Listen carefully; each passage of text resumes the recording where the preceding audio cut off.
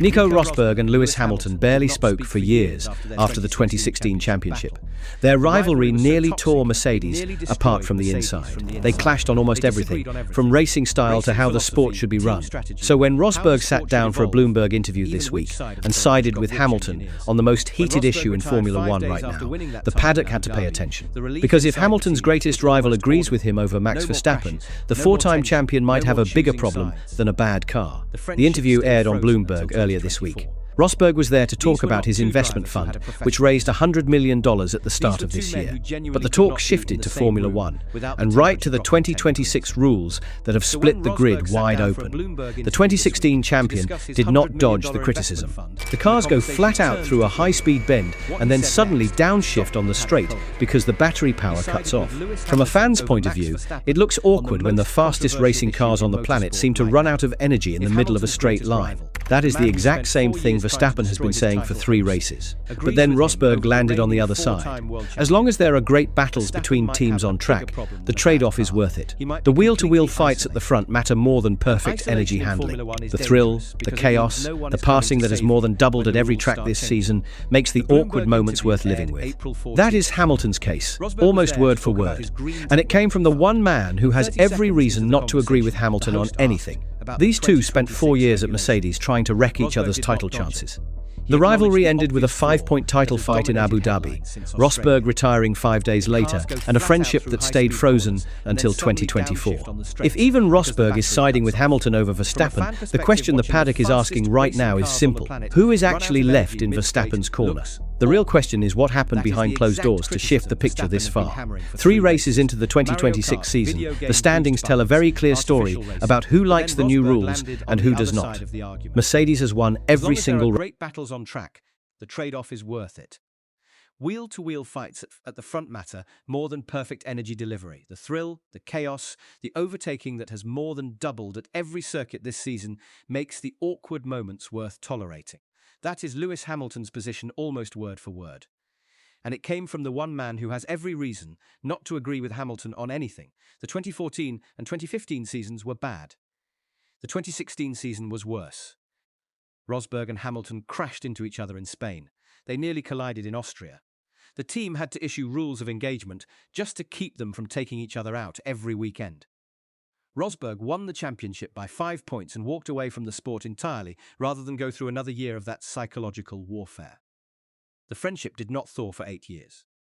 If even that man is choosing Hamilton's side over Verstappen, the question everyone in the paddock is asking right now is simple. Who is left in Verstappen's corner? More importantly, what happened behind closed doors to shift the landscape this far, this fast? 3 races into 2026, and the championship standings tell you everything you need to know about who likes these rules and who does not. Mercedes has won every race and the sprint. Kimi Antonelli leads the Drivers' Championship with 72 points after victories in China and Japan. He is 19 years old. The second youngest race winner in Formula One history. George Russell sits second with 63 points after winning in Australia. Ferrari is second in the Constructors' Championship on 90 points. McLaren third with 46.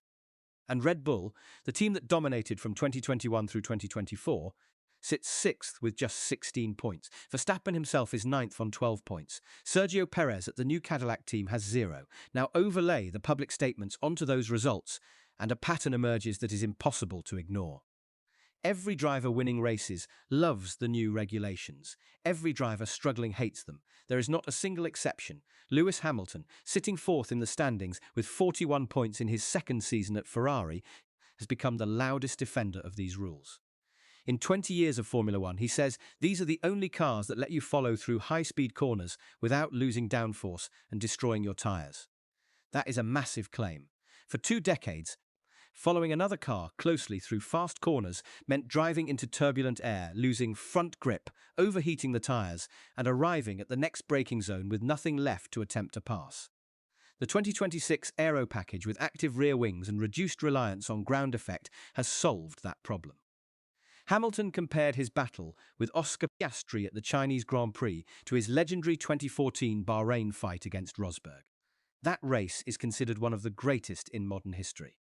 Hamilton using it as his benchmark for 2026 tells you exactly how he views the current product. George Russell has been even more direct. He suggested publicly that if the drivers complaining had won their races that weekend, their opinions would be completely different.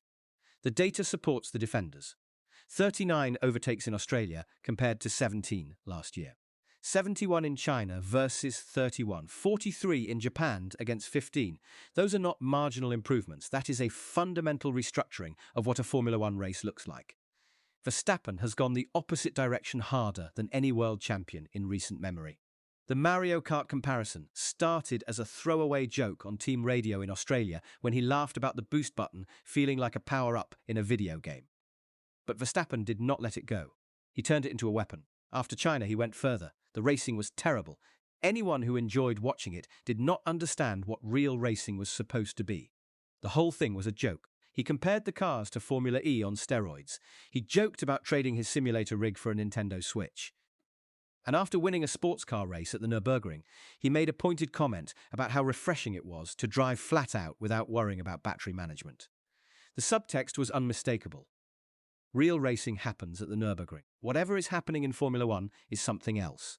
What makes this different from normal driver complaints is the scope and the target. Verstappen is not criticizing his car.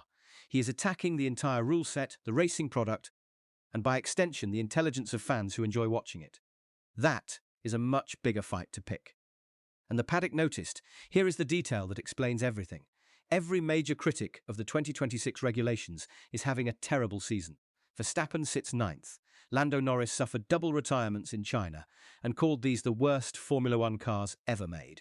Fernando Alonso at Aston Martin has 0 points and branded this the Battery World Championship. Sergio Perez, also on 0, added his voice after round 2. The correlation is perfect. Winners defend, losers attack. And for weeks, it looked like two separate conversations happening in the same paddock with neither side listening to the other. Then the backlash started, and it was fast and personal. Former drivers and media figures lined up to push back against Verstappen. From South America came the bluntest take: find the drivers for trashing the product or show them the door. From the commentary box, the sharpest criticism targeted the relentless, repetitive nature of the complaints. Boring. Same thing every week. Either accept the rules or stop talking. From the United States, the response cut to motive. The teams that adapted to the new rules seemed perfectly happy. And from Germany, the most personal attack suggested ego rather than genuine concern was driving the campaign. From inside the current grid, George Russell made the results to opinions link impossible to miss. If the people complaining had won that weekend, the tune would be totally different. He even issued a public invitation for Verstappen to leave Formula One and race at the Nürburgring full-time if he preferred that style of competition. That kind of public challenge would have been unthinkable 2 years ago. The response moved from polite disagreement to open hostility in less than 3 weeks. In past seasons, when a driver criticized the regulations, the reaction was usually sympathy or at least understanding. This time, the message from the majority was contempt. If you are losing, fix your car. Do not try to rewrite the rules to suit your situation. And that framing is now the dominant position in the paddock. Verstappen is losing ground against it every single week. That was the public story. Behind the scenes, a completely different fight was unfolding, and this one had nothing to do with competitive balance or sour grapes. This one was about safety. The Japanese Grand Prix brought the issue into sharp focus in a way no one could ignore. Oliver Bearman suffered a 50-dream impact at Suzuka after closing at high speed on Franco Colapinto's car, which was harvesting energy and travelling significantly slower. Two cars running different power modes on the same piece of track created a closing speed differential that caught Bearman completely off guard. He hit the barrier hard. The car was destroyed. Bearman walked away, but the footage was terrifying. A car at full deployment slamming into a car in harvest mode on a section of circuit where both should have been running similar speeds. What followed shook every team in the paddock. Engineers started running simulations of what that same scenario looks like at street circuits. Baku, Singapore, Monaco, Jeddah, tracks with concrete barriers inches from the racing line and no gravel traps to scrub off speed before impact. The conclusions were unanimous and alarming. That kind of closing speed at a street race could be fatal. Suddenly, the critics had evidence that had nothing to do with championship standings. Safety concerns cannot be dismissed as complaining from drivers who are losing. The FIA called emergency meetings on April 9th and 10th, with additional sessions scheduled for the following week. All of them focused on energy deployment rules and potential changes before Miami. Formula One's leadership, which had spent the first 3 races urging patience and telling teams to adapt, changed course immediately after Suzuka. At the same time, Lando Norris experienced a different but equally problematic issue. His car overtook Lewis Hamilton during the race, without any steering input from Norris. The battery deployed energy he had not requested, pushing him past a car he had no intention of overtaking at that moment. That is not a driver error. That is a fundamental system design flaw. And every team on the grid, including Mercedes and Ferrari, who are benefiting most from the current rules, privately admits the energy management system needs refinement. While the FIA scrambled to address safety concerns, the political dimension of this fight came into focus. Mercedes and Ferrari, the 2 teams gaining the most from current regulations, pushed back hard against major changes. Any significant rewrite to energy deployment rules could eliminate advantages they spent hundreds of millions of dollars developing. Red Bull, Aston Martin, and several midfield teams want exactly the opposite. They are demanding a fundamental reset that levels the competitive order before these regulations lock in for the next 3 years. Every conversation about safety improvements and fair racing is also a negotiation over who wins and who loses for the rest of this regulatory cycle. The political split mirrors the driver split perfectly. Teams at the front want minor tweaks. Teams at the back want a complete overhaul. And there is not a single case of a front-running team calling for major changes or a backmarker defending the status quo. That is what makes Nico Rosberg's position so significant. As a retired world champion with no team affiliation, no car to sell, no results to defend, he breaks the pattern entirely. Every active driver who speaks has a championship position that colours their opinion. Rosberg does not. He is watching as a fan with a world title on his resume and no incentive to pick sides. And he sees racing worth defending despite the flaws. More importantly, Rosberg did not just watch these 2026 battles from a television studio. He drove against Hamilton at the absolute peak of both their abilities. He knows what genuine wheel-to-wheel combat feels like from inside the cockpit at 300 kilometers per hour with a world championship on the line. When Hamilton compared his China battle with Piastri to their 2014 Bahrain fight, Rosberg is the only person alive who can evaluate that comparison from the other car, and his verdict sided with Hamilton. If Verstappen had limited his criticism to the technical issues, this would be a completely different story. His complaints about energy deployment have legitimate weight. The Bearman crash proved the safety concerns are real. Even within the FIA, there is acknowledgement that a larger traditional engine with a smaller electrical component would reduce some of these problems. But Verstappen did not stop at technical criticism. He questioned the intelligence of fans who enjoy the racing. He compared the pinnacle of motorsport to a children's video game on international television. He dropped retirement hints while sitting 9th in the standings, with a contract running through 2028. And one by one, the voices that might have supported his position walked away. Martin Brundle walked away. Mario Andretti walked away. George Russell walked away. Juan Pablo Montoya walked away. And now Rosberg, the man who could have been Verstappen's strongest ally in this fight. A former champion with no stake in current results and every reason to side against Hamilton out of decade-old habit.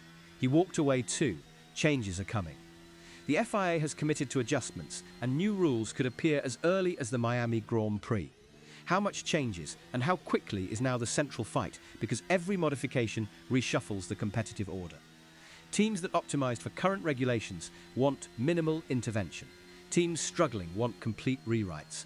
The FIA has to find a solution that preserves the improved racing without creating the safety risks everyone agrees are unacceptable. Miami will test whether the governing body can move fast enough to satisfy both sides. If the changes are too minor, safety critics will intensify pressure. If the changes are too extensive, Mercedes and Ferrari will fight them through every available channel in the technical working group. The window for a compromise that satisfies everyone is closing rapidly. The real question is not whether Verstappen is correct about the flaws. Parts of his case clearly have merit. The real question is whether a 4-time world champion sitting 9th in the standings, driving for a team in 6th place, alienating every potential ally with the tone and scope of his complaints, is improving his situation or making it worse. Because right now, the man who beat Lewis Hamilton for the 2016 World Championship is siding with Hamilton. And the circle of support around Max Verstappen just got significantly smaller. Subscribe to Formula Redline and stay ahead of every regulatory shift coming out of Miami. The next 2 weeks will determine whether this championship becomes a fight or a procession. And the answer starts with what the FIA announces in the next 72 hours.